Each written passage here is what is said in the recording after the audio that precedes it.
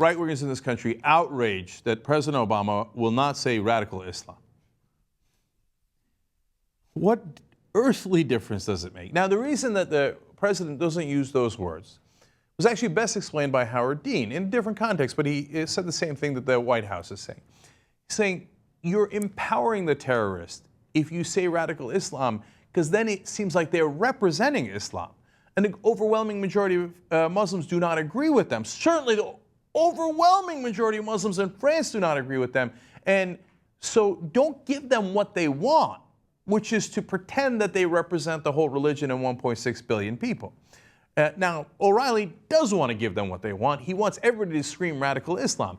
How would that tangibly help the situation? It wouldn't, but it would get people riled up against the other. Oh, look at those guys, they're Muslim, get scared and let's go attack them. So he's going to go on a rant here. Let's watch. This is day 4 of the jihad controversy, whereby the president and his acolytes will not say the world is threatened by, quote, Islamic terrorism. Here's the real reason the Obama administration avoids the Islamic Jihad label. I think the White House and Attorney General Holder are right to caution about that kind of rhetoric and the whole mindset that goes with it.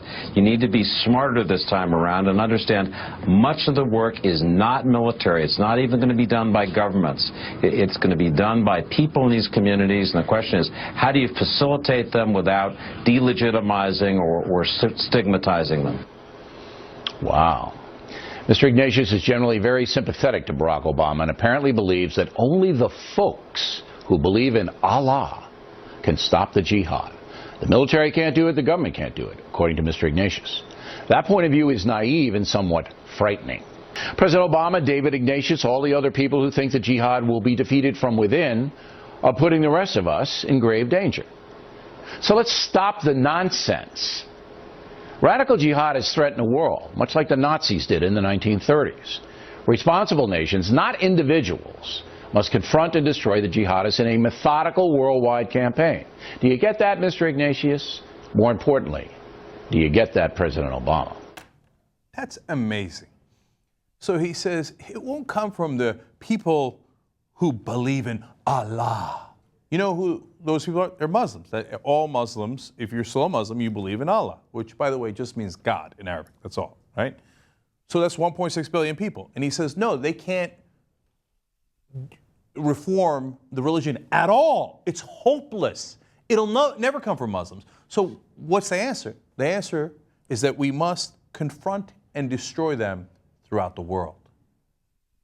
He's calling basically for a religious war. Now, a senator is about to do the same and be more direct about it.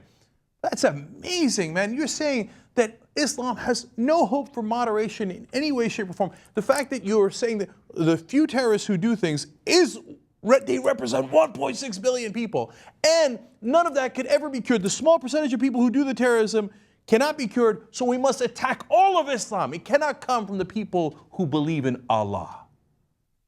Wow. And he says it's day 4 of the jihad controversy. That's a controversy you started. What? Keeping track of your own controversy. Okay, right? But what is all of this over? If apparently President Obama says the magic words, radical Islam or Islamic jihad, that somehow that's going to show that, then they will understand. Then they will, okay, oh my God, the president said radical Islam, it's over. Hey guys, knock it out. No more terrorism from now on, right? He thinks that basically what my old friend Sam Kinison, if he just followed his model, that everything would be solved. Go ahead, Sam. Take it over. Say it! So that's basically what they're yelling at the president, right? By the way, I never knew Sam Kinison. Just say it as a way of referring to it. Okay, now, he's not done. Nobody, these guys are not done. Apparently, Senator Lindsey Graham, a United States senator, is going to jump in. Listen to what he says. When I hear the President of the United States and his chief spokesperson failing to admit that we're in a religious war, it really bothers me. And I want to be somebody who can talk about the world as it really is. I've consistently seen this as a war against our way of life. That is a religious war, and you can't win a war fighting it as if it were a crime, and you can't win a war not understanding what motivates the enemy. What motivates the enemy is a religious doctrine unconnected with American foreign policy. I say it! Say it! All right. Now, look, it's funny. It's also depressing and unbelievable. He just said we have to recognize that we're in a religious war.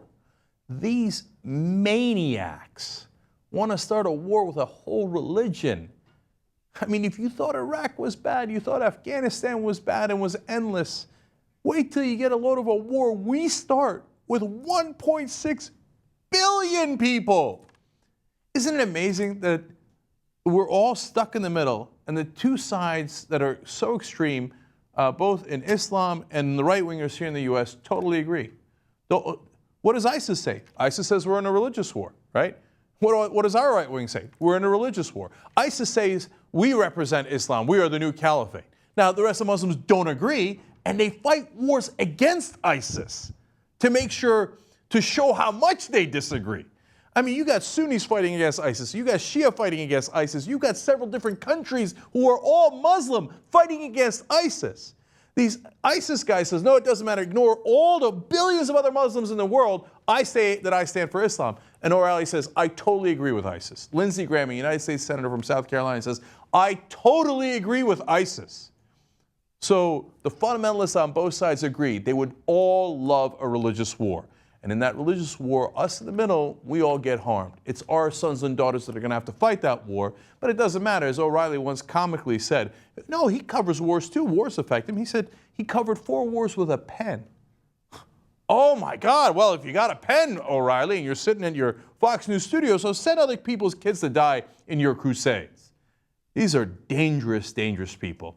Fundamentalists of a feather flock together, okay? And so these guys are very similar. And, you know, look, you think, no, but that's not fair. These guys don't encourage violence. Are you kidding me? Lindsey Graham voted for tremendous violence and has encouraged war after war. We went to Iraq based on what Lindsey Graham said. And over 100,000 civilians, and some ranges are far larger than that, died in Iraq. Civilians, hundreds of thousands of civilians died, let alone over 5,000 of our soldiers, tens of thousands of soldiers wounded, all because Lindsey Graham says we're in a religious war. Yes, our fundamentalists also cause tremendous violence, sometimes record-breaking violence. And O'Reilly covering all these controversies that he has created with a pen in his comfortable studio. He also, here in America, encourages our own fundamentalists. He kept talking about abortion provider Dr. Tiller. And he said, Tiller the baby killer, until a fundamentalist Christian went and shot and killed Dr. Tiller. Okay? But no.